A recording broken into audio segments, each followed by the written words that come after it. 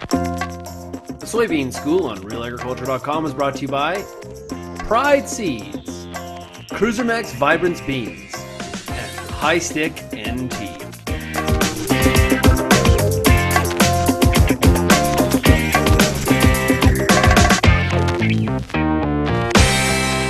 Bernard Tobin for RealAgriculture.com coming to you today from Arva, Ontario. We're at the Syngenta Research Farm, and I'm joined by Sean Brenneman, Syngenta agronomist. Sir, welcome and thanks for having us. Thanks, Bernard. It's a pleasure to be here. Hey, you and I talked during the winter about IP soybeans, what you need to do to be successful. And at that time, obviously, we talked about starting with certified seed.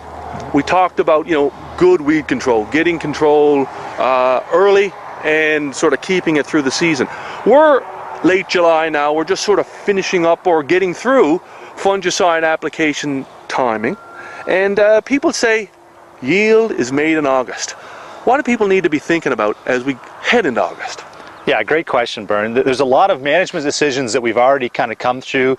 Now that we're through the halfway through the season, looking at the end of the season into harvest, there is a lot of management decisions growers can make out there to make sure that they're growing the best crop they can, getting the best yield, and making sure, especially from an IP perspective, that food grade quality, they're delivering the best food grade product they can.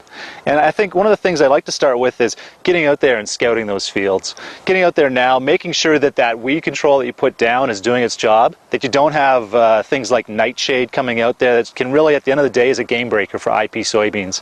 But then making sure that if there's other weeds that have escaped, making that assessment. Is it too late to put a second application down, which in a lot of cases it is. So what do I need to plan for maybe a pre-harvest application?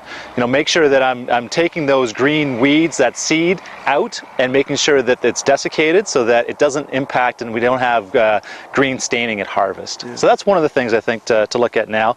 Another thing to look at, even though we're past that optimal window, I think, for that R2.5 for soybean fungicides, if diseases become a problem, we're getting a lot of dews out there now. If soybean diseases still become a problem between now and later on, it still might be worthwhile to put an application down.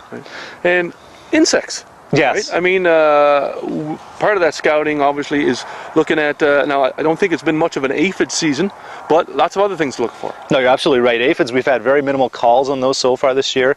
Some of the new pests, though, that we're seeing out in the marketplace, Japanese beetle, and even in the field here we can see some Japanese beetle feeding going on. But the other one that concerns me with IP bean production specifically are stink bugs. So we've got the southern green stink bug and the brown stink bug, and those two are pretty devastating if they're in populations that reach threshold in IP soybeans. Because what those pests will do, they have piercing mouthpieces, and they'll actually go into a pod with that piercing, sucking mouthpiece and suck out valuable fluids from that pod and that seed pod itself, that seed itself. And with that, it actually ingests an enzyme, a digestive enzyme in there, and causes that seed to shrivel up, causes it to be dimpled, but really just negatively affects the quality of those IP soybeans. Mm-hmm.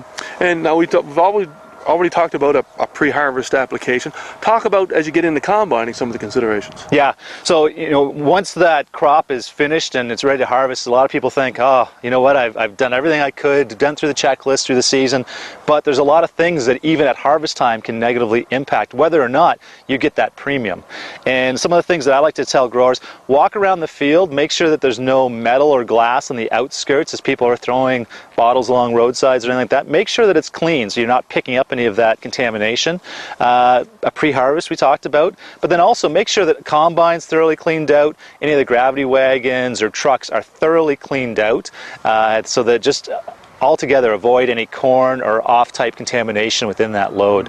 So those are some of the things that you can help. The other thing I try to tell guys is with augers, make sure you run augers slow but full. Right. They have to be full, but run them slow, and that's just to avoid any seed coat cracking, making sure that you are delivering the best quality food-grade soybeans to the market that you can. And a final thing we talked about earlier, dew. Avoid the dew. Let's stay away from some staining and tagging. Absolutely. IP soybeans, you want to wait until that dew evaporates in the morning, so you're looking at, depending on the day, it might be 10 o'clock, 11 o'clock in the morning before you want to start. And that's just to avoid any of that dirt tagging. When you have that wetness on the leaves and you go through and you get that little bit of dust, you'll get dirty soybeans, and most of the elevators, they could reject you for that. So that's something to definitely make sure you're harvesting later in the morning, and you'll probably quit earlier in the evening, just to make sure that you're not dirt tagging those beans. Well, good stuff. So Sean, thank you for your tips today. Looking forward to August, a nice dry and with just enough moisture to make some yield. Great, thanks Bern.